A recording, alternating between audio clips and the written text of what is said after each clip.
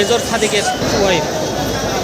2025 এই মামলাটায় আজকে বিপদগামী সেনা মেজর সাদিকুল হক এবং তার স্ত্রী সুমাইয়া তাহমিদ জাফরিন এবং আদনান, এই দুজনকে বিজ্ঞ আদালতে সন্ত্রাসবিরোধী আইনের একটা ধারায় বিজ্ঞ আদালতে নিয়ে আসেন এবং আয়ুষ সাহেব 7 দিনের রিমান্ড চান।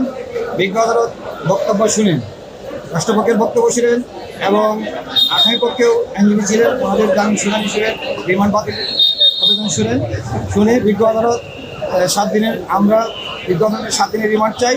বিজ্ঞ আদালতে জাফরিন, সুমাইয়া তাহমিদ জাফরিন ওনাকে 5 দিনের রিমান্ড দেন এবং আদনানকে 7 দিনের রিমান্ড দেন।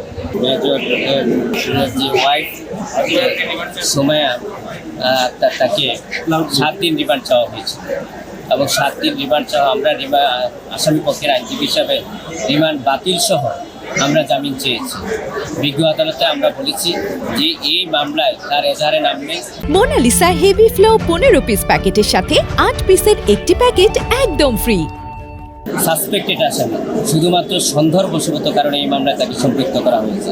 আমরা বিজ্ঞ আদালতে বলেছি সাসপেক্টেড হিসাবে যদি আসামিদেরকে গ্রেপ্তার করা হয় সুনির্দিষ্ট কারণ থাকতে হবে। প্রথম কারণটা হচ্ছে 161-এ তার নাম থাকতে হবে, 164-এ আমার আসামির কথা বলতে হবে, এমনকি আমার কাছ থেকে উদ্ধার থাকতে হবে এবং ঘটনাস্থলে ভিডিও ফুটেজ থাকতে হবে।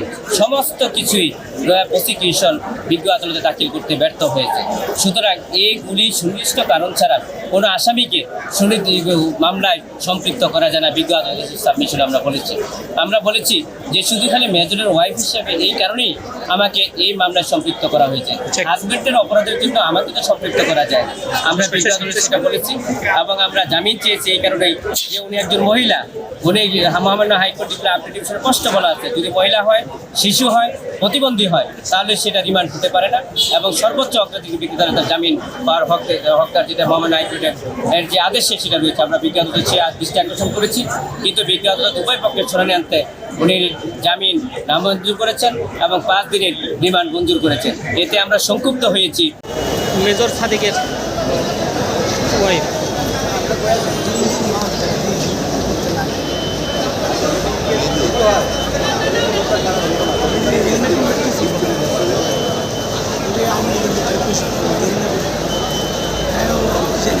আপা আসি